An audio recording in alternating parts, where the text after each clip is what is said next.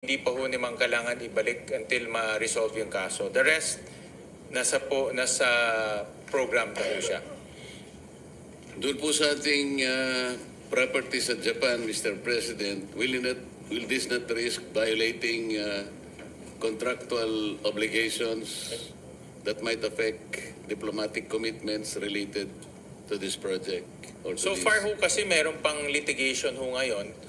Pwede ho tumagal yung litigation. If ever na magkaroon ng resolution, pwede naman ho kunin sa contingent fund. Pero meron pa pong na-delete, Mr. President, yung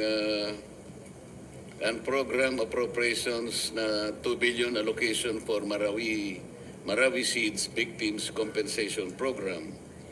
Ang ibig po bang sabihin nito, Mr. President, yung budget po for compensation o reparation do sa internally displaced persons do sa Marawi Seeds as mandated under Republic Act